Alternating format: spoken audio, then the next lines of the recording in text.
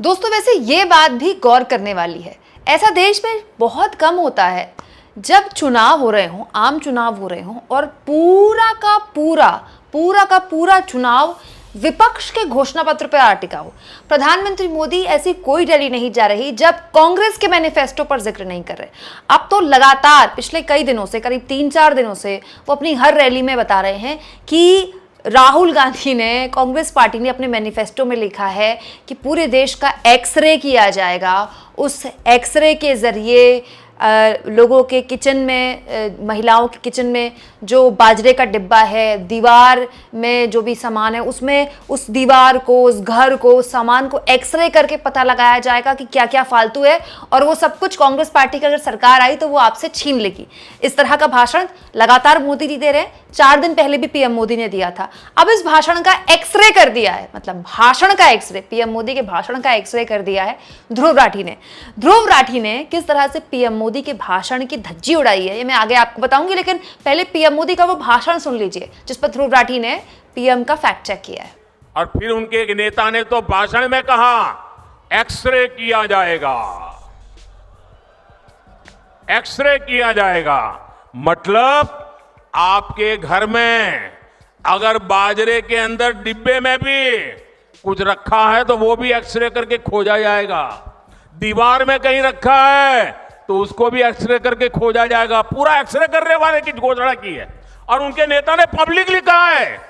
और फिर आपकी सारी संपत्ति, जरूरत से ज्यादा जो भी होगा वो उनका कब्जा करेगी उनकी सरकार, कहते हैं, और फिर लोगों को बांट देंगे।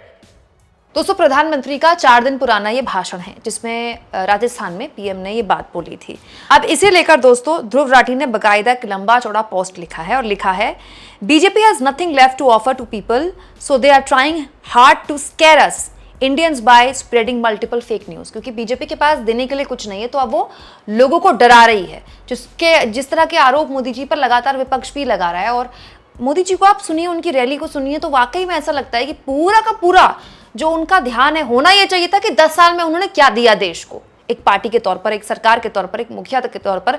लेकिन फलानी पार्टी आ गई तो क्या हो जाएगा, एक अदृश्य और काल्पनिक डर पैदा करने में पूरा का पूरा जोर पीएम मोदी का है। यही ध्रुव राठी लिखते हैं। ध्रुव राठी ने आगे बताया, सीएम आदित्यनाथ, यूपी के सीएम आदित्यनाथ ने अपनी एक रैली में कहा था कि कांग्रेस आ गई तो शरिया लॉ ला देगी देश में, जो कि गलत है।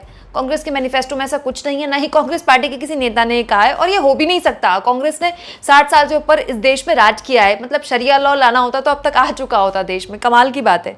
इसके अलावा पीएम मोदी ने कहा कि Congress will distribute your wealth to minorities, मुसलमानों को आपके गहने वगैरह कांग्रेस दे देगी। तो राठी के हिसाब से ये भी गलत है, जो कि हम भी जानते हैं। और होम मिनिस्टर अमित शाह ने कहा कि एक अमेरिका वाला इनहेरिटेंस कानून कांग्रेस लाने वाली है, जो कि गलत है। कांग्रेस पार्टी ने भी ये कह दिया है। इसके अलावा बकायदा ध्रुव राठी ने कांग्रेस पार्टी के मैनिफेस्टो में पेजेस का जिक्र किया है। पेज नंबर 30 में कांग्रेस ने लिखा है कि वो 30 लाख सरकारी वैकेंसीज भरेगी। इसके अलावा पेज नंबर 31 में कांग्रेस के मैनिफेस्टो में ये लिखा गया है कि Congress will not increase any tax on middle class, middle class पर कोई एक्स्ट्रा टैक्स नहीं लगाया जाएगा। और कांग्रेस के मैनिफेस्टो पेज नंबर 28 में ध्रुव राठी ने बताया है कि Congress will support small business, छोटे बिजनेस को सपोर्ट करेगी, और ताकि सारा का सारा पैसा सिर्फ कुछ चुनिंदा अडानी अंबानी टाइप के लोगों के पास ना जाए। तो इसका जिक्र बकायदा पेज वाइज ध्रुव राठी ने यहाँ पर किया है और कहा है कि आप खुद भी मैनिफेस्टो जाकर चेक कर सकते हैं। मतलब कमाल की बात है ना दोस्तों। सुधीर चौधरी जैसे एंकर बीजेपी के राष्ट्रीय अध्यक्ष का इंटरव्यू कर रहे हैं तो हाथ में कांग्रेस का मैनिफेस्टो लेकर कर रहे हैं। पीएम मोदी हर दिन अपनी रैलियों में अगर जिक्र कर रहे हैं तो कांग्रेस के मैनिफेस्टो का जिक्र कर रहे हैं। और उससे ज्यादा कमाल की बात पता है क्या है, कि प्रधानमंत्री को वाकई में लगता है कि वो लोगों के बीच जाएंगे और इस तरह की बातें बोलेंगे तो लोग यकीन कर लेंगे। हालांकि ये बात बिल्कुल सही है कि प्रधानमंत्री जिस तरह की भ्रामक जानकारियां, भ्रामक बातें और भ्रामक डर लोगों के मन में बिठा रहे हैं, इससे उनके पद और गरिमा को बहुत ठेस पहुंची है। क्या आपको भी ऐसा लगता है दोस्तों?